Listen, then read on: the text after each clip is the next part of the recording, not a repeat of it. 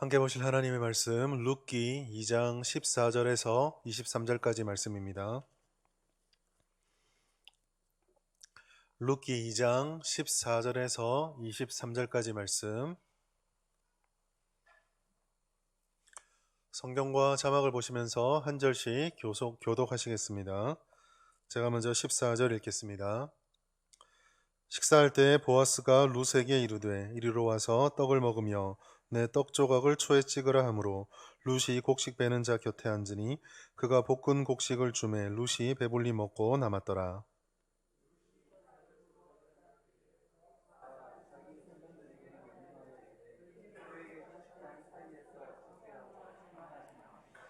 또 그를 위하여 곡식 다발에서 조금씩 뽑아버려서 그에게 줍게 하고 꾸짖지 말라 하니라.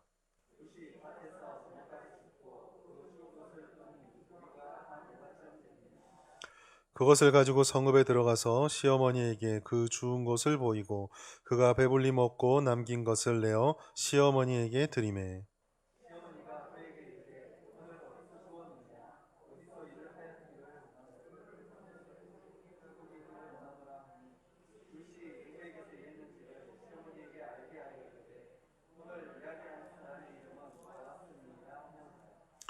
나오미가 자기 며느리에게 이르되 그가 여호와로부터 복받기를 원하노라.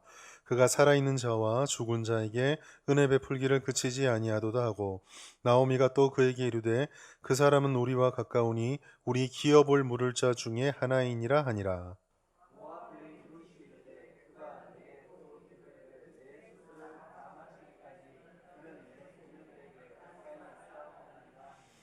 나오미가 며느리 룻에게 이르되 내 딸아 너는 그의 소녀들과 함께 나가고 다른 밭에서 사람을 만나지 아니하는 것이 좋으니라 하는지라. 이에 룻이 보아스의 소년들에게 가까이 있어서 보리추수와 밀추수를 마치기까지 이삭을 주우며 그의 시어머니와 함께 거주하니라. 아멘. 할렐루야. 예, 수요예에 오신 여러분들을 주님의 이름으로 환영합니다. 코로나가 점점 심해지고 있죠. 주변에서 이제 여러 소식을 통해서 듣는 교회 현실들 속에서도 예전하고 달리 참 많이 이제 번져가는 것 같습니다. 아는 목사님들 중에서 신방을 하시고 이렇게 하시다 코로나 확진이 되셔가지고 이렇게 예배에 지장받았다는 이야기들도 듣고 참 이런 식으로 이제 좀 힘들긴 하지만 이런 식으로 이제 조금 더 어려운 시기를 겪고 나면 훨씬 더 빨리 우리 일상이 회복되지 않을까라는 마음과 함께 또 한편으로 조심스럽게 이 부분들을 잘 극복해야 되겠다라는 생각이 듭니다. 저희 교회에서는 방역 지침을 그래도 충실히 지키면서 예배를 드리고 있습니다. 그러니까 너무 걱정하지 마시고 마스크 꼭 끼시고 가능하면 KF80 이상 되는 마스크를 끼셔서 방역을 잘 지켜주시면 하나님께서 우리를 지켜주시고 또 요즘은 또 약이라든지 이런 것들 통해서 2년 동안 노하우가 있어서 그 잘 진행되는 것 같고요. 또 우리 성도님들 중에서도 이렇게 확진되신 분들 이렇게 통화를 해보면 큰 증상 없이 이번에 오미크론은 큰 증상 없이 잘 지나가지는 것 같습니다. 그러니까 너무 두려워하지 마시고 조심할 거는 조심하되 너무 두려워하지 마시고 일상을 영위해 나가고 또 하나님 은혜 받으시는 그런 우리 성북교회 됐으면 좋겠습니다. 오늘 룻기 2장 14절부터 23절까지 말씀을 가지고 은혜 다섯 번째 시간 은혜의 통로가 되라라는 제목으로 하나님의 말씀 함께 나누도록 하겠습니다. 교회가 하는 수많은 일들 중에 구제, 도움을 주는 것이 중요하다고 생각을 많이 합니다. 성도들에게 있어서 구제 정말 중요하죠. 우리 주변에 어렵고 연약한 자들을 위해서 도와주는 것 필요합니다. 교회가 감당해야 될 부분이고 이 땅에 복음이 전해진 이후로 지금까지 교회와 성도들이 항상 힘써왔던 일이기도 합니다. 혹자는 한국에 일어나는 모든 구제사역들, 기부사역들의 아마도 상당 부분 이상 뭐 정확한 통계인지 모르겠지만 제가 마지막 들었을 때는 거의 70%에 가까운 비율을 기독교가 차지하고 있다 이런 말들도 많이 하고 있습니다. 이 구제가 참 필요하긴 한데요. 사실 이 구제를 할 때 현실에서는 무조건 해야 된다라고 말하기에 조금 어려운 지점들이 있습니다. 왜냐하면 이 구제를 지혜롭게 하는 것도 쉽지 않고 또 구제를 받는 사람들이 이 구제에 대해서 우리를 좌절시키는 모습들도 왕왕 보여주기 때문입니다. 한 두 가지 예가 생각이 나는데요. 예전에 교회에선 사역할 때 일입니다. 어떤 교회에 사역할 때 막 사역을 하고 있는데 갑자기 교육자 신문을 벌컥 열고 조금 나이가 드신 어르신이 헐레벌떡 뛰어 들어오시는 거예요. 뛰어오면서 도대체 코에서 이거 출혈이 멈추지 않는다. 내가 빨리 병원을 가야 될 것 같은데 급하게 나와서 지금 차비가 없다. 택시비 여기 가까운 병원 갈 수 있게 택시비를 좀 달라. 한 4, 5천 원이면 갈 수 있을 것 같다. 막 그렇게 하시는 거예요. 그러니까 이제 너무 다급하게 뛰어들어오니까 저희 교육자들이 너무 당황해서 얼굴 딱 보니까 진짜 뭐가 뻘글뻘글 하더라고요. 그래서 급하게 막 돈을 준비를 하고, 교육자들 돈 없잖아요. 막 준비를 하고 있는데 느낌이 조금 싸한 거예요. 그래서 그분 얼굴을 자세히 봤습니다. 그리고 제가 어르신 불렀어요. 어르신 잠시만 가까이 와보시라고. 안 오시는 거예요. 머뭇머뭇거리고. 그래 오시라고, 돈 받으시려면 오셔야 되지 않느냐, 가까이 오라고 하니까 쓱 오시는데 제가 코에 빨갛빨갛해가지고 휴지로 이렇게 막아놓은 줄 알았거든요. 그게 아니라 이런 종이를 둘둘만 코에 두 개를 꽂고 끝에 빨간색 사인펜을 색칠을 해놨더라고요. 그게 코피라고 와가지고 막 하셔서 제가 그 어르신 드릴 수는 있는데 그냥 오셔서 하시지 왜 이렇게 거짓말을 하시냐. 그러니까 그분이 이제 좀 미안하셨는지 그냥 멋쩍어 하시면서 가셨던 적이 있습니다. 또 다른 경우 하나 있는데요. 어, 똑같이 이제 교육자실에 들어오시면서 조금 이렇게 도와달라고 하셨습니다. 그런데 그 하필이면 그때가 저희 그 교육자들 사례가 이제 거의 끝날 지점, 한 달 사례가 끝나고 이제 다음 사례를 받을 때쯤이었거든요.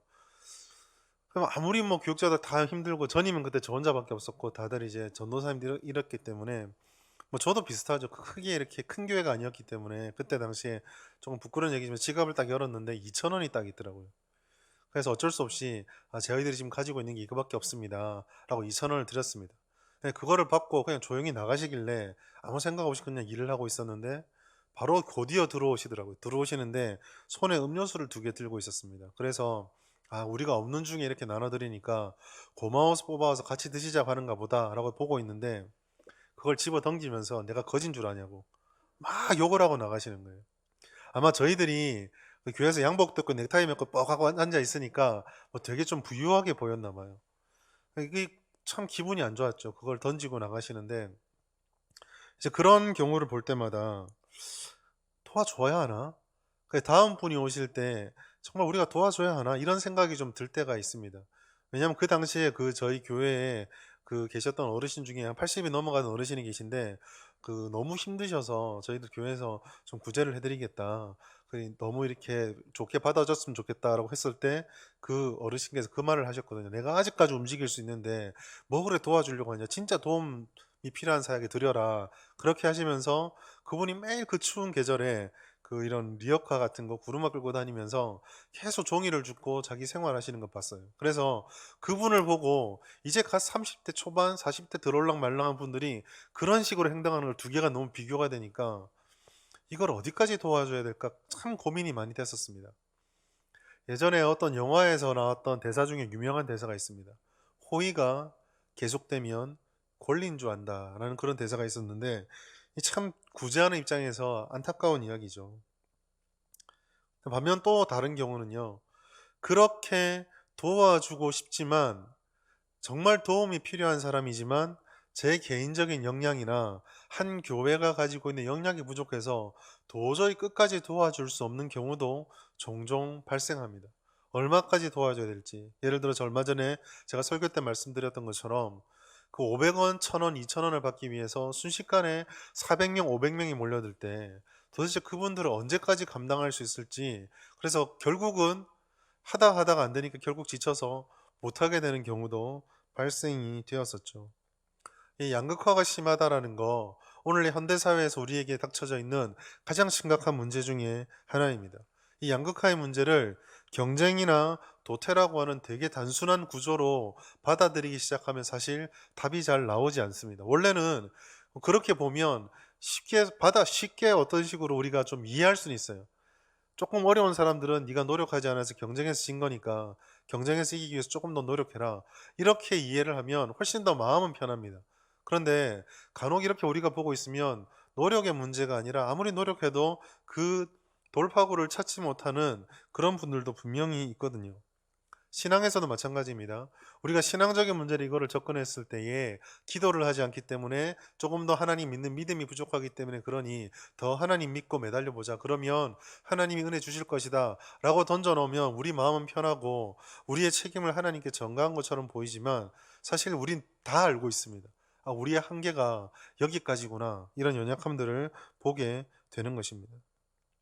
제가 왜 이런 구제의 문제를 이야기하냐면 지난주에 우리가 루키 2장 1절부터 13절까지 말씀을 통해 하나님의 작정과 섭리 속에서 소망이 없었던 룻이 보아스라고 하는 섭리를 만나는 것을 보았습니다. 그래서 하나님의 섭리를 믿고 우리에게 주신 그 은혜를 따라서 믿음의 걸음을 걸어가는 것이, 은혜의 길을 걸어가는 것이 우리에게 필요하다라고 말씀을 드렸습니다. 오늘 본문의 말씀은 거기서부터 이어지는 은혜의 실천의 부분입니다. 도대체 그 은혜가, 하나님의 섭리가 어떻게 우리들에게, 룻에게 실제적으로 다가갔는가, 그것을 통해서 우리가 어떠한 삶을 살아야 되는지, 은혜가, 우리에게 주어진 은혜를 어떻게 교회에 우리 사명을 감당하는 곳에 사용할 수 있을지를 돌아보고자 합니다. 질문은 이것입니다. 교회와 성도는 이와 같은 현실 속에서 어떻게 해야 되는가? 첫 번째로 룻의 형편을 우리가 다시 한번 좀 보고자 합니다. 오늘 이 본문의 말씀부터 시작을 해서 룻과 보아스의 본격적인 관계가 시작이 됩니다. 그런데 우리가 이 말씀 루키의 나머지 부분들을 쭉 볼 때에 마치 신데렐라처럼 형편없는 어려움 있는 룻이 보아스라는 왕자를 만나서 결혼을 잘해서 위대한 왕 다윗의 조상이 되었더라, 뭐 이런 로맨스로 볼 수가 있는데요. 뭐 로맨스는 자체라고 뒤로 밀려놓고 이 룻의 일생, 룻의 삶을 보면 여전히 어렵다는 사실을 다시 한번 우리가 좀 확인할 필요가 있습니다. 이 룻의 어려움이 룻이 받았던 도움을 좀 극대화시켜 주거든요. 뭐 여러 번 말씀드렸으니까 길게 말씀 안 드려도 될 것 같습니다. 추수 때가 됐으나 룻과 나오미에게는 소망이 없습니다. 모두가 다 기뻐하지만 룻은 농사 지을 수 있는 땅도 없었고 곡물도 없고 아무것도 없습니다. 다 풍성하지만 우리는 없다. 그것은 우리의 빈궁함을 훨씬 더 가중시키고 아프게 만듭니다. 상대적인 빈곤뿐만 아니라 절대적인 빈곤함이 그에게 있었습니다. 가지고 있는 노동력, 여인이 가지고 있는 노동력이라 봤자 얼마나 되겠습니까? 주로 육체 노동을 주로 하는 고대 사회에서 그 노동력도 형편없었고요. 심지어 집에는 자기뿐만 아니라 나이 든 과부 어머니인 나오미가 있기 때문에 노동력도 적은데 입은 2배니까 훨씬 더 힘들고 암울한 상황이었습니다. 정착사회, 농경사회에서 땅이 없다라는 것은 그 자체로 구조적 가난이 예정되어 있다는 뜻이죠. 더군다나 이방인인 룻은 혈통상의 문제로 그 땅에서 이스라엘 사람이라면 누릴 수 있는 호의와 선대도 기대할 수 없었을 것입니다. 이 모든 것들은 누가 하나 돌봐주지 않는 절대적인 약자가 되었다라는 것. 그냥 그 자체로 약자뿐만 아니라 사회 구조 속에서 이방인을 허용해주지 않는 그 문화 속에서 구조적인 약함도 가지고 있었다라는 의미입니다. 자, 그렇다면 룻의 이런 형편이 어떻게 변화를 가져오게 되는가, 변화를 맞이하게 되는가? 그것은 룻이 보아스로부터 식탁으로 초대를 받는 이 장면에서부터 변화가 생겨지게 됩니다. 루키 2장 14절 말씀 같이 한번 읽도록 하겠습니다. 시작. 식사할 때에 보아스가 룻에게 이르되 이리로 와서 떡을 먹으며 내 떡 조각을 초에 찍으라 하므로 룻이 곡식 베는 자 곁에 앉으니 그가 볶은 곡식을 주매 룻이 배불리 먹고 남았더라. 아멘. 그 식탁으로 초대했던 이 장면은 그냥 뭐 일하는 사람 불러서 밥 같이 먹을 수 있지 라고 생각하면은 큰 오산입니다. 왜냐하면 일반적으로 시각으로 볼 때 룻은 보아스에게 이런 합당한 호의를 받을 자격이 없습니다. 보아스 입장에서는 조금 위험 부담이 컸습니다. 첫 번째로 과부죠. 두 번째로 여인입니다. 그리고 이방인이었습니다. 과부와 여인이라는 이 신분은 보아스가 자칫 오해를 살 수 있는, 왜 저 여인에게만 특별히 저렇게 식탁의 자리를 마련해 주는가? 수많은 사람이 이삭을 죽고 있는데 왜 하필이면 저 여인에게 그렇게 하는가? 쓸데없고 필요 없는 오해를 불러일으킬 수 있었습니다. 두 번째로 이방 여인이죠. 그런 오해를 불러일으키는 것도 꽤나 그 지역의 유지였던 보아스에게 감당하기 어려운 부담감이었을 텐데, 그렇게 호의를 받는 여인이 이방 민족, 특히나 이스라엘 사람들에게는 가장 적대시되는 민족 중에 하나인 모압 지방의 여인이다라는 것은 필요 없는 위험 부담을 감수해야 되는 것입니다. 보아스에겐 유익할 것도 아무것도 없고 상식적으로도 맞지 않는 그런 초대였습니다. 그러나 이와 같은 위험 부담을 무릅쓰고 룻을 초대했던 이유는 그 나오미와 룻의 이야기를 보아스가 이미 알고 있었기 때문입니다. 보리 추수 때에 도착한 룻과 나오미에게 소출의 근원이 없다. 보아스가 알고 있었습니다. 이삭을 줍는 것으로 연명을 하는 것이 결코 풍족하지 않다라는 거 보아스가 알고 있었습니다. 더구나 이방인으로서 노동에 참여한다는 것이 얼마나 경쟁에서 불리하고 얼마나 큰 위험에 처할 수 있는지도 보아스가 알고 있었습니다. 여기에 더해서 그 이방 여인이지만 이스라엘 여인이 부러워하고 이스라엘 여인이 본받아야 할 만큼 나오미에게 어떤 호의를 베풀었는지를 보아스가 알고 있었습니다. 구조적인 가난과 약자의 굴레와 벗어날 수 없는 소망과 위험 속에 있었지만 그에게 있었던 선한 것들과 그가 어떠한 처지인지를 보아스의 마음속에 담고 있었고, 그것이 이런 모든 위험 부담에도 불구하고 룻을 초대하는 보아스의 마음을 움직이는 원인이 되었던 것입니다. 이 구조적 가난의 문제는 사실은 오늘 우리들에게도 동일하게 발생을 하고 있습니다. 이 문제가 이 보아스와 룻의 시대에만 해당하는 문제가 아니다라는 것이죠. 산업혁명 이후로 세계 경제 규모는 폭발적으로 증가를 합니다. 18세기 서구 현대 사회가 자본주의를 극대화 발전시키면서 경제 규모는 계속 커져가고 부는 나날이 커져가지만 이 사회가 아직까지 해결하지 못하는 가장 중요한 문제 중에 하나는 소득의 양극화 문제입니다. 부유한 사람은 계속 부유해지고 구조적으로 가난한 사람은 계속 가난해지는 문제. 우리나라도 예외는 아닙니다.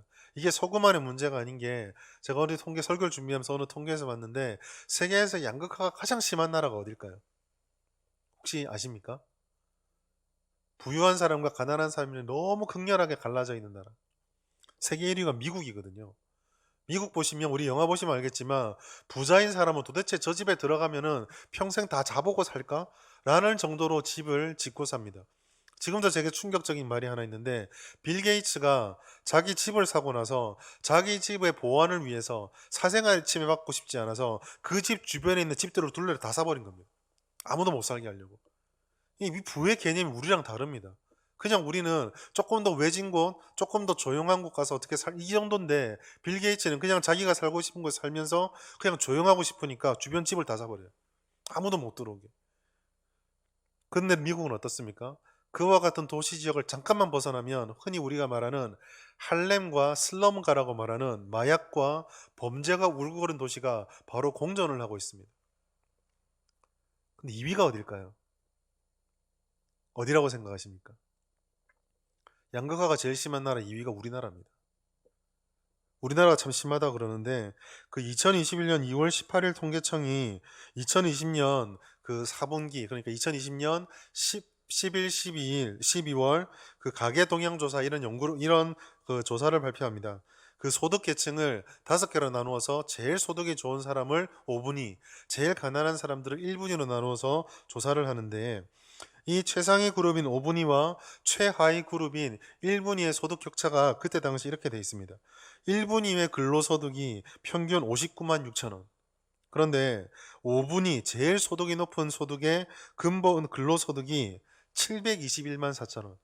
12배 차이가 난다고 2년 전 조사에서 발표가 되었습니다. 그리고 최근의 통계들, 아직 정확한 수치는 안 나왔지만 그 코로나로 인해서 이게 더 심화가 되어서 이 격차가 더 벌어졌다라고 이야기를 하고 있습니다.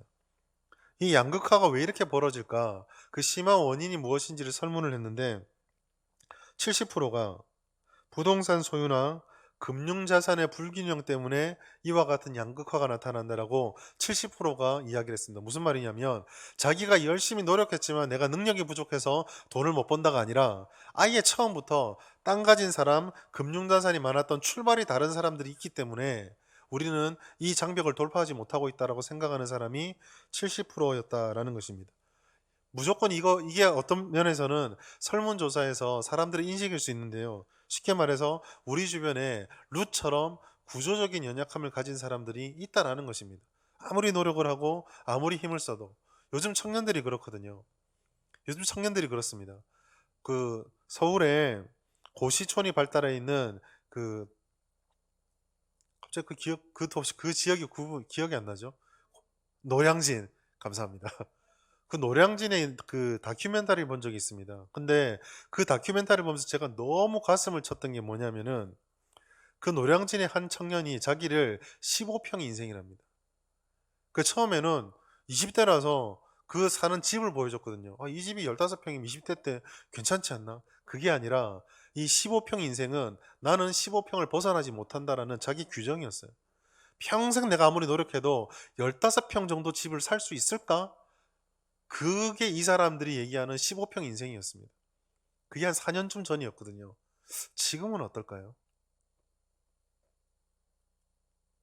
극복할 수 없는 구조와 아픔 속에 있는 사람, 자기가 아무리 노력하지만 결국 이삭 줍는 것밖에 할 수 없는 사람, 누구도 나를 식탁에 초대해주지 않아서 그저 어떻게든지 조금이라도 내 손에 쥐어주면 이거라도 만족하고 살아야 되나 자조에 빠져 있는 사람.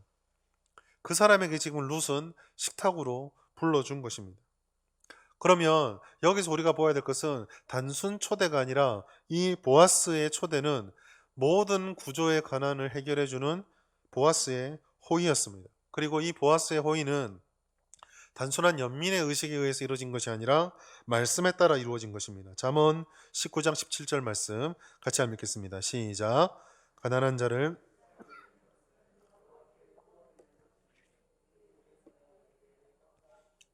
아멘. 잠언 19장 17절에 보면 가난한 자를 불쌍히 여기는 것에 대해서 하나님의 말씀이 나오고요. 신명기 16장 14절 같이 한번 더 읽어보겠습니다. 시작.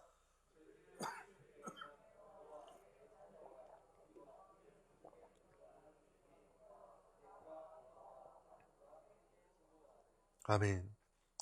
절기를 지킬 때, 잔치죠. 잔치할 때입니다. 고대 사회에서 여러분 기억나시죠? 옛날에 우리도 농경 사회일 때 그 추수 때가 되면 마을 잔치 아닌가요? 꽹과리 울리고 좋은 추수를 중에 감사하고 또 그 추수가 끝날 때쯤 추석도 있고. 그런데 이런 절기를 지킬 때에 뭐라고 말하고 있습니까? 너희만 기뻐하지 말고 소득이 생긴 걸 너희만 기뻐하지 말고 고아와 과부가 함께 즐거워하라 라고 말씀을 하고 있습니다. 우린 여기서 보아스가 베풀어 줬던 호의의 두 가지 진리를 깨달을 수 있습니다. 첫 번째, 룻을 식탁으로 초대했다라는 이 부분에서 은혜를 발견합니다. 우리가 이미 앞서 2장 전반부에 호의를 베푸시는 보아스를 살펴보았습니다. 제가 이걸 좀 웃기게 말씀드리려고 비정규직이 정규직이 됐다 말씀드렸거든요. 도시락을 가져오는 자가 물을 어떻게 해결할 수 없는 자가 그 보아스 집에 일하는 사람과 똑같은 물을 마실 수 있게 되었습니다. 그 본문에서 룻을 식탁으로 여기서 더 나아가서 식탁으로 초대합니다. 여러분, 식사는 아무나 공유하지 않죠. 식사는 아무하고나 하지 않습니다. 여러분들이 혼자 밥을 먹고 싶다고 해서 지금 이 예배를 마치고 나아가서 저기 천수교를 건너는 분들에게 아무나 붙잡고 내가 곧 배가 고파 밥 먹을 테니까 같이 밥 먹읍시다. 안 하잖아요. 하지 않습니다. 식사를 한다는 거, 유대인의 사회에서 식사를 한다는 것은 가장 친밀하고 가장 깊은 관계를 맺고 있는 사람들, 또 맺기를 원하는 사람과 식사를 하는 것이죠. 이 식사에 초대받는다고 하는 것은 이삭을 주우러 온 일꾼의 처지에서 주인과 함께 하는 일이 별로 없습니다. 평범한 일이 아닌데 그런 호의를 베풀어 준 것이죠. 더군다나 그 식탁에서 베풀어 준 호의를 한번 잘 보십시오. 14절에 보면 식사할 때 보아스가 룻에게 이르되 이리로 와서 떡을 먹으며 내 떡조각을 초에 찍으라 말하고 있습니다. 그리고 룻이 곡식 빼는 자 곁에 앉으니 그가 볶은 곡식을 주매 룻이 배불리 먹었다라고 되어 있습니다. 여기에서 두 가지 호의가 나타나는데요. 첫 번째, 룻은 자기가 일하면서 먹을 수 있는 식량을, 즉 자기가 준비해오고 가지고 있었던 식량을 쓰지 않아도 되었습니다.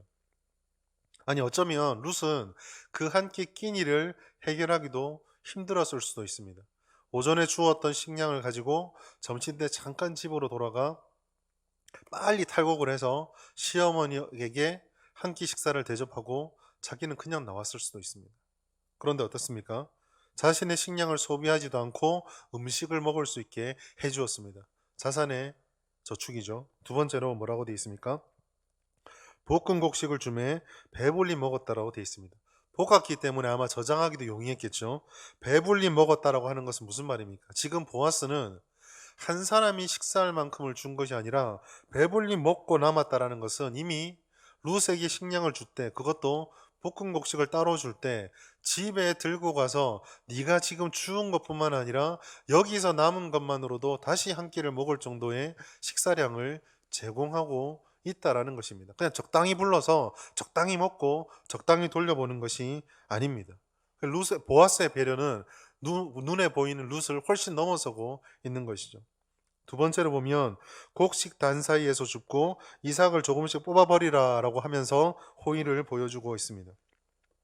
잘 알다시피 통상적으로 이삭 줍는 것은요, 추수가 끝나고 나면 한 귀퉁이에 남아있는 것, 그거를 가져가거나 아니면 추수 과정에서 사람이 요즘처럼 기계가 막 당기는 게 아니기 때문에 사람이 하다가 흘렸을 때 그 흘린 것을 안 주워서 남아있는 것들입니다.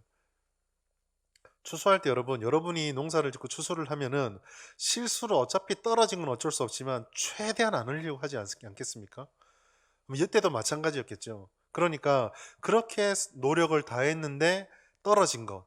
그게 이제 이삭 줍는 사람들의 몫이었습니다. 결코 많지 않죠. 그럼 어떻게 말하고 있습니까? 보아스는 15절에 보면 룻이 이삭을 주우러 갈 때에 보아스가 자기 소년들에게 명령하 이르되 그에게 곡식 단사이에서 줍게 하고 책망하지 말라. 곡식 단사이에 주우랍니다. 곡식 단이 어디에 있습니까? 다 이렇게 잘라서 다 눕혀놓은 쌓아놓은 단. 어느 정도로 배려했는지 아시겠습니까? 낫질도 필요 없습니다. 남이 다 잘라놓고 그냥 주워가면 됩니다. 정규직 정도가 아니라 이 정도면요 그냥 그 집의 딸입니다. 딸. 그 양이 얼마나 많은지 보십시오. 17절 말씀. 룻이 밭에서 저녁까지 죽고 그 죽은 것을 떠니 보리가 얼마쯤 된다고요? 한 에바가 나왔답니다.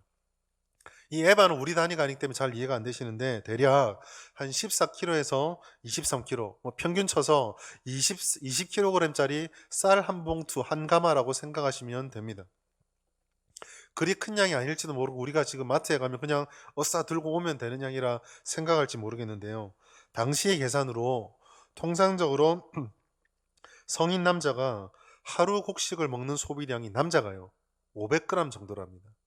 그러면 여인이니까 한 3분의 1, 3분의 2 잡고 또 어르신들 많이 못 드시잖아요. 그러면 나오미랑 합치면은 이 500g은 500g에서 조금 더해서 600g 정도면 나오미와 룻이 하루 먹는 양입니다.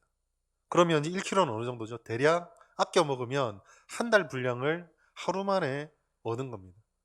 그럼 이 하루만 일했을까요? 저는 그 추수 기간이 얼마나 길지 모르겠는데 이 기계로 아니고 낫으로 하고 농지가 넘다 그러면 한 열흘 했다 치시다. 그럼 어떻습니까? 지금 이 룻은요 보아스의 호의 때문에 1년치 연봉을 번 겁니다. 1년치 식사를 얻게 된 것입니다. 여기서 우리는 두 가지 선행의 원리를 발견합니다. 첫 번째, 선행을 해야 된다는 것입니다. 아까 보아스가 룻을 초대하려면 넘어야 될 인식들과 산이 있었죠. 과부고 여인이고 이방인이고. 그러나 보아스는 그 여인과 나오미를 바라보면서 당연히 도와야 된다는 주님 말씀 속에 가난한 자와 압제받는 자와 과부를 멸시하지 말라는 그 말씀에 순종하셔서 그 당위성에 따라 반응을 하였습니다. 교회 공동체도 마찬가지입니다. 아까 제가 말씀드린 그런 여러 가지 이용하는 사람도 있을지 모르겠지만 그럼에도 불구하고 교회가 설령 이용당한다 할지라도 교회에 주어져 있는 당위성의 의무는 어려운 사람들을 외면해서는 안 된다라는 것이죠. 보아스의 호의를 보십시오. 계산하지 않는 것입니다. 계산하지 않는 것이에요. 얼마나 많은 큰 양이 나올지 모르겠지만 하루에 자기 그 논에서 한 푸대씩 쌀을 가져가고 있는데 계산하지 않습니다. 그 한 푸대씩을 보아스가 팔았다면, 그것을 파종을 했다고 한다면 얼마나 더 큰 결과가 나올 수 있었겠습니까? 그러나 계산하지 않습니다. 그렇게 호의를 베푸며 이 룻과 나오미로부터 무엇을 돌려받을 수 있을까?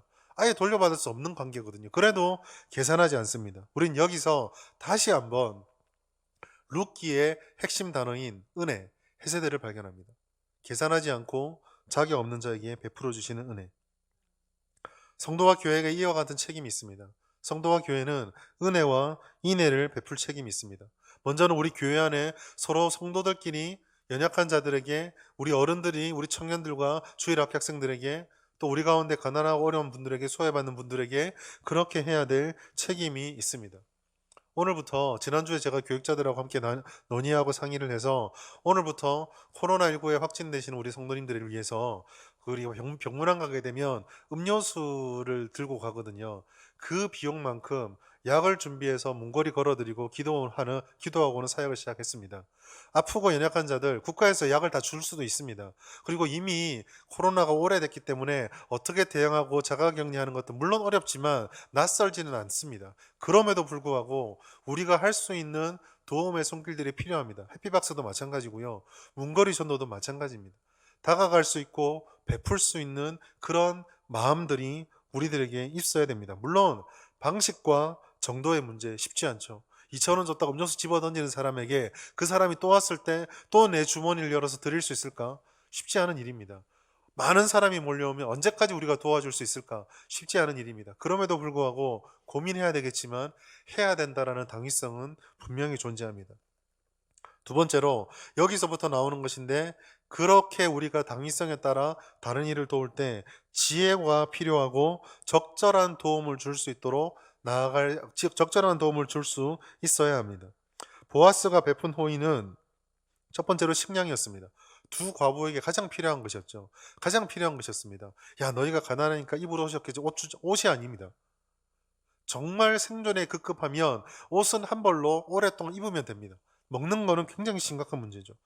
경제적 능력이 없는 그녀들에게 가장 시급한 문제를 보아스는 해결해 주었습니다. 눈앞에 식량을 배불리 먹을 수 있도록 제공해 주었고, 지속적으로 수입이 발생할 수 있도록 그 기간 동안에 거의 1년에 가까운 수입을 책임져 주었습니다. 안전입니다. 이삭을 줄 수 있는 호의를 베풀어 주고, 다른 사람으로부터 해코지를 안 당할 수 있도록 소년들로부터 보호받을 수 있게, 이방 여인이 가장 두려워하는 그 문제를 해결해 주었습니다. 보아스는 자신이 줄 수 있는 것으로 상대방이 가장 필요한 것들에 반응했습니다. 자기가 주고 싶은 거로 주는 게 아니라 자기가 줄 수 있는 것 중에 필요에 따라서 민감하게 반응을 했다라는 것입니다. 여러분, 선행은 이런 것입니다. 선행은 주는 우리 입장에서 우리가 이렇게 마음을 베풀어 주니까 감사하고 받아라, 이건 선행이 아닙니다. 선행은 우리가 줄 수 있는 것 중에 상대방이 필요한 것을 어떻게 채워줄 수 있을까를 고민하며 베푸는 것이 선행입니다. 상대방의 상태에 민감하게 반응하고 그것을 돌아보며 채워주는 것입니다. 하나님이 우리에게 그렇게 베풀어 주셨거든요. 하나님이 우리에게 예수님을 보내실 때 예수님을 맞이하는 사람들이 각자 원하는 것들은 다 따로 있었습니다. 그러나 하나님께서는 가장 우리에게 필요한 것들을 가장 적실한 방법으로 제공해 주셨습니다. 우리는 하나님과는 다르죠. 그래서 하나님처럼 완벽하게 도와주거나 완벽하게 선행을 베풀 수는 없습니다. 우리가 이 진주 땅에 있는 모든 어려운 사람들을 다 감당할 수는 없습니다. 그거는 불가능합니다. 우리가 가지고 있는 재정이 한정적이고 우리가 가지고 있는 것들과 우리가 소유한 것들이 한계가 있기 때문에 그렇게는 할 수 없습니다. 그럼에도 불구하고 우리에게 이 당위성의 의무를 감당하려면 고민하고 하나님의 도움을 구하고 은혜를 구하고 우리가 할 수 있는 것에서부터 한 걸음씩 나아가야 됩니다. 이만큼을 다 감당할 수 없으니까 아예 안 하겠습니다. 그건 안 된다라는 거죠. 우리가 우리에게 주어져 있는 포션, 우리에게 주어지는 목만큼의 의무를 감당하면 하나님께서 거기에 족하다고 말씀하시면 우리가 감당하지 못하는 그 부분들은 또 누군가를 세우실 것입니다. 중요한 것은 무엇입니까? 우리가 그 구제를 베풀고 하나님이 주시는 그 필요를 채워줄 때에 하나님의 은혜가 전파되어져 가고, 이것이 우리 주변에 있는 자들을 향한 하나님의 뜻이라는 것입니다. 가난한 자들, 도움이 필요한 자들은 우리 옆에 항상 있습니다. 신명기 15장 11절 말씀 같이 한번 읽겠습니다. 시작. 땅에는 언제든지 가난한 자가 그치지 아니하겠으므로 내가 내게 명령하여 이르노니 너는 반드시 그 땅 안에 내 형제 중 곤란한 자와 궁핍한 자에게. 하나님의 뜻은 명확합니다. 우리가 조금 더 부유해지면, 조금 더 가진 것이 많으면 이 문제가 해결될 것이라 말씀하였지만 오늘날 세상을 보십시오. 해결되었습니까? 한국 교회가 지금은 안타깝게도 전성기 때보다는 많이 쇠퇴를 했습니다. 제가 처음 신앙생활 할 때만 해도 25%라 그랬거든요. 그러나 지금 25% 아닙니다. 이단을 다 포함해도 20% 정도, 정통교단, 이단을 빼고 나서 정말 하나님 말씀을 제대로 따른다는 정통교단을 한 18% 정도로 볼 수 있을 것입니다. 그러면 우리는 정말 진정으로 물어보아야 합니다. 한국교회가 25%의 국민대 수를 차지할 때, 4천만을 당sun 계산했을 때 1,000만이 예수를 믿을 때 과연 우리는 얼마나 우리가 가진 그 수많은 자원들을 가난한 자들을 위해서 썼고 그 필요들을 채워주었는가. 갖추어지고 더 많이 갖추게 되면 우리가 도와주겠다? 아닙니다. 지금 우리가 할 수 있는 것이 무엇인지를 물어야 하는 것입니다. 마지막으로 이와 같은 호의를 베풀 때 우리가 늘 잊어서 안 되는 것. 물질로도 도와야 되고 우리가 필요한 것들을 채워줘야 되지만 교회가 이 모든 것들을 전할 때 가장 우선해서 전해야 하는 것. 그것은 바로 호의의 진정한 의미인, 우리가 전해줄 수 있는 가장 큰 호의인 예수 그리스도를 전해주는 것입니다. 또 갑자기 왜 보아스와 룻 얘기하다 예수 그리스도로 가는가? 이 룻기가 복잡한 이유 중에 하나는 사랑 이야기처럼 보이고 실천 이야기처럼 보이는 이 속에 이와 같은 그리스도의 은혜가 마치 퍼즐처럼 나누어져서 존재하고 있기 때문입니다. 에피소드들 사이에 뚜렷한 복표, 에피소드들, 이야기들 사이에 뚜렷하게 드러나는 것은 은혜의 돌보심과 채우심이 어떻게 드러나는가를 우리에게 잘 보여주고 있습니다. 이미 우리가 1장을 말씀드릴 때에 외롭게 돌아오는 나오미에게 나 아무것도 없다라고 말하는데 아니다, 내게 룻이 있다. 내가 너에게 룻이라는 은혜를 항상 붙여두었다라고 하는 하나님의 음성을 그 해세대를 보았습니다. 지난주에 우리는 이 나오미를 돌보기 위해서 위험천만한 땅으로 나가는 룻을 향해 내가 보아스라고 하는 값없이 너의 노력으로 얻을 수 없는 은혜를 예비해 주었다는 사실을 보았습니다. 이 두 말씀 속에서 공통으로 드러나는 것은 이 땅에 우리의 노력과 힘으로 도저히 얻을 수 없는 은혜의 주님의 모습이 그대로 예표되어 있다라는 것입니다. 그리고 오늘 특별히 이 루키의 말씀에 많은 학자들이 공감하는 것인데 이 은혜가 특별히 먹는 것으로 주어지고 있다는 사실을 집중할 필요가 있습니다. 예수님께서 이 땅에 오셔서 수많은 이적을 베풀어 주셨지만 특별히 이 굶주림의 문제에 직접적으로 개입하신 적이 있습니다. 언제입니까? 오병이어 사건. 보리떡 5개와 물고기 2마리. 그 물고기 2마리 음식을 다 나눠주고 나서 마지막 정리하는 구절에 뭐라고 되어 있습니까? 그들이 배불리 먹고 12광주리가 남았더라. 오늘 룻이 음식을 먹고 나서 뒤에 뭐라고 되어 있습니까? 룻이 배불리 먹고 남았더라. 이 말씀을 통해서 많은 학자들이 이 룻에게 베풀어졌던 보아스의 은혜와 오병이어를 베풀어 주심으로 참 생명과 먹을 것이 되시는 예수 그리스도의 은혜가 예표되고 있다라고 이야기를 합니다. 사랑하는 여러분, 교회가 구제를 해야죠. 사람들의 필요를 채워줘야 합니다. 그러나 교회가 그 어떤 봉사활동을 하더라도 반드시 잊지 말아야 될 것, 교회가 전해줄 수 있는 최고의 은혜, 최고의 구제는 예수 그리스도의 생명을 전하는 것에 있습니다. 하나님의 은혜를 떠나서는 그 어떤 채워짐도 풍성함도 만족도 없습니다. 단적으로 이야기를 해서 교회에서 우리가 남을 돕고 다른 이들에게 필요를 채워줄 때 교회 안에 있는 성도들은 이 세상의 어려움과 독립되어 있고 이 세상의 어려움을 전혀 겪지 않기 때문에 돕는 것이 아닙니다. 우리도 같이 어렵습니다. 코로나는 교회를 비껴가지 않았습니다. 소상공인의 어려움들 교회도 다 겪고 있습니다. 자영업자들의 제가 신망하고 교회를 다니고 사역을 하면서 하던 업종을 폐점하고 다시 새롭게 시도하는 것들을 숱하게 보았습니다. 예수를 믿기 때문에 그런 어려움이 비껴가나요? 그렇지 않습니다. 그러나 세상에 있는 사람들과 우리가 똑같은 실패, 똑같은 어려운 시대를 겪어가지만 그들과 우리가 근본적으로 다른 차이가 하나가 있습니다. 그게 무엇입니까? 그들은 오롯이 자기 힘으로, 오롯이 자기만으로 극복해내야 되지만 우리는 예수 그리스도를 믿는 은혜로 말미암아 주님과 늘 동행하며 이 어려움도 나 혼자 걸어가지 않는다라는 것입니다. 힘듭니다. 어렵지요. 주머니에서 계속적으로 돈이 말라갑니다. 어떻게 두렵지 않을 수가 있겠습니까? 그러나 우리는 다릅니다. 왜 다릅니까? 내 주머니가 말라간다라는 거, 내가 이 사업 문제가 어렵다라는 거, 다시 시도하려니까 이런저런 힘든 것이 많다라는 거, 그것을 하나님이 알고 계시거든요. 이스라엘의 실패가 바로 여기에 있었습니다. 사사기에 그 놀라운 역사들이 보여주는 것이 무엇입니까? 여호수아서를 통해서 하나님의 은혜로 그 땅을 정복했음에도 불구하고 하나님이 은혜의 근원이라는 사실을 잃어버린 채 좀 더 많은 곡식, 좀 더 부유한 땅, 좀 더 나은 환경을 갈망하며 바알을 섬겼지 않습니까?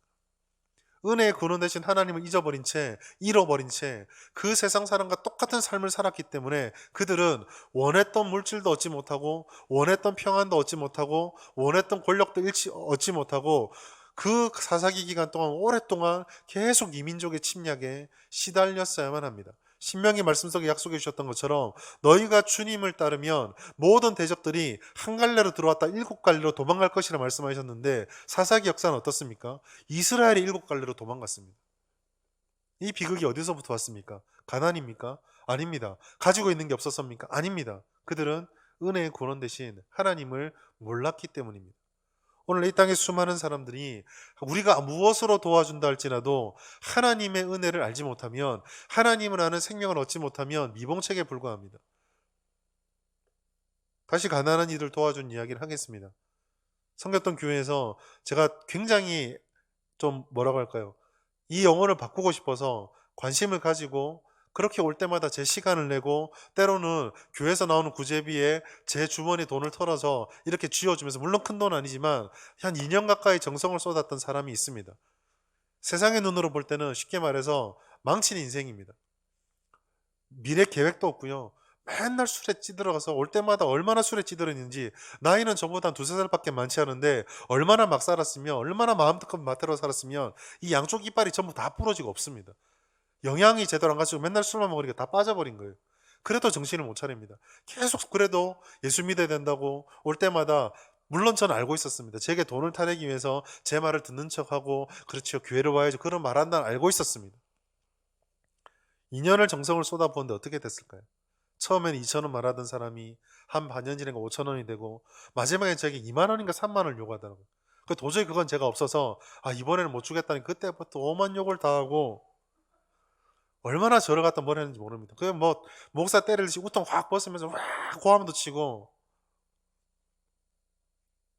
근데 제가 그 친구에게 뒤통수 나가는 뒤통수에 대해서 뭐라 했겠습니까? 다음 주 교회 오시라고 그랬습니다.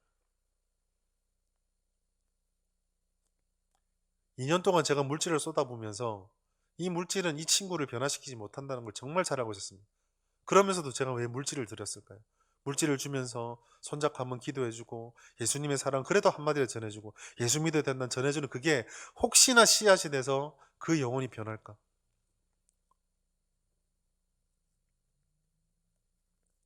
모든 사람들은 쉽게 흔들리고 변합니다. 우리가 가지고 있는 세상 환경은 다 변합니다. 우리가 전해줄 수 있는 것, 우리가 드릴 수 있는 물질, 내가 지금은 누군가를 한 사람 품고 그 의무를 감당하고 있다 할지라도 나도 그것을 끝까지 감당 못할 때가 옵니다. 우리는 우리의 도움의 손길들을 계속적으로 흘려보내야 하지만 궁극적으로는 하나님의 복음을 통해서 그 영혼이 주님과 1대1로 만날 수 있도록 해 주어야 합니다. 그러면 우리의 한계, 능력의 한계로 인해서 지속할 수 없는 도움이 아니라 영원한 생명 되신 하나님으로부터 직접적인 도움이 나를 통해서뿐만 아니라 다른 누군가를 통해서 아니면 하나님을 통해서 그 영혼에게 흘러가게 되는 것입니다. 요한계시록 21장 6절 말씀 같이 한번 읽겠습니다. 시작. 또 내게 말씀하시되 이루었도다. 나는 알파와 오메가요 처음과 마지막이라. 내가 생명수 샘물을 목마른 자에게 값없이 주리니. 진정한 구제의 끝은 바로 여기에 있습니다. 사랑하는 여러분, 구제의 실천으로 말씀을 드렸지만 오늘 말씀은 두 가지로 딱 정리할 수 있습니다. 우리는 예수 그리스도의 은혜를 받은 자, 값없이 그 은혜를 받음으로 우리 안에 풍성한 소망을 품은 자라는 것. 그래서 예수님이 우리의 온전한 소망이라는 사실을 늘 기억하며 그 은혜로 충만해 있어야 합니다. 그 은혜가 구제의 시작점이요 그 은혜가 구제의 본질입니다. 두 번째로 더 나아가서 우리에게 주어져 있는 그 의무를 어떻게 감당할 수 있을지를 고민할 수 있어야 합니다. 끝까지 도와줄 수 없을 수도 있습니다. 그들의 필요를 완전히 다 채워주지 못할 수도 있습니다. 때로는 이용당할 수도 있습니다. 그러나 우리가 할 수 있는 여건이 있다면 다른 이들의 필요에 민감하게 반응하고 구제할 수 있어야 합니다. 교회의 사명은 바로 여기 있습니다. 구원을 누리고 구원을 전하고 복과 은혜를 누리고 우리가 누리는 복과 은혜를 또 전해주는 것, 우리가 누리는 생명을 전해주는 것, 그것은 복음을 전하는 선포와 함께 때로는 직접적인 필요도 채워줄 수 있어야 합니다. 보아스는 실천적인 사랑을 통해 룻의 필요를 채워주었습니다. 그리고 다음 주부터 또 말씀을 나누겠지만 이 룻의 필요는 점점 확장되어 주의 말씀인 고엘이라고 하는 제도를 통해 한 집안을 다시 뿌리를 세우고 다윗을 이어 예수 그리스도로 이어지는 구속사의 전환까지 이어지게 됩니다. 필요의 채워짐이 구원의 서정으로까지 연결되게 되는 것입니다. 우리가 이 말씀을 기억하시면서 오늘 우리에게 어떤 하나님의 말씀대로 무엇을 감당해야 될지, 어떻게 구제해야 될지, 우리가 그 지혜를 감당할 수 있는, 또 그래서 하나님의 나라가 우리를 통해서 확장되어지는 것을 누리는, 우리가 보아스가 되고 우리가 룻이 되고 그렇게 영혼을 살리는 그런 성북교회 될 수 있기를 예수님의 이름으로 축복합니다. 하나님 아버지 감사합니다. 오늘 말씀을 통해 우리가 받은 은혜가 어떤 것인지 또 그 의미가 무엇인지 나눌 수 있게 해주시니 감사합니다. 하나님 안에서 모두가 평안하고 복된 삶을 살기를 바랍니다. 그러나 우리의 현실이 그렇지 못함을 잘 알고 있습니다. 우리 주변에 여전히 어렵고 힘든 이들이 있고 그 어렵고 힘든 이들은 언제나 우리와 있을 것이라고 말씀해 주셨습니다. 그 앞에서 때로 우리는 그들의 도움이 되지 못하고 우리의 삶의 현실에만 급급할 때가 있었습니다. 이제 오늘 말씀을 통해 우리가 결단하오니 무엇보다 진정한 은혜와 복이 되시는 하나님을 우리가 충만하게 누리고 모든 사람에게 알릴 수 있도록 그런 전파의 사명, 은혜의 형통을 전하는 사명을 감당할 수 있도록 하나님 함께하여 주시옵소서. 더 나아가서 우리 성북교회에게 허락해 주신 주어진 구제와 도움의 사명, 우리의 여건과 능력에 따라서 잘 감당할 수 있도록 은혜와 지혜를 더하여 주시옵소서. 다른 이를 섬기는 물질을 허락하여 주시고 또 이것을 주님 주신 지혜로 적절하게 잘 감당할 수 있도록 도와주시옵소서. 사랑의 반찬을 나누며 우리가 할 수 있는 최선의 노력을 다하고 있사오니 하나님 아버지 우리를 기억하여 주시고 이 일들을 통하여 많은 어려움을 당한 이들이 더욱더 큰 도움을 받고 하나님 아버지께로 돌아오는 또 주님의 사랑을 체험하는 그런 은혜가 있을 수 있도록 하나님의 나라가 확장되어지고 하나님의 마음을 시원케 해드릴 수 있도록 역사하여 주시옵소서. 감사드리며 예수님의 이름으로 기도드립니다. 아멘.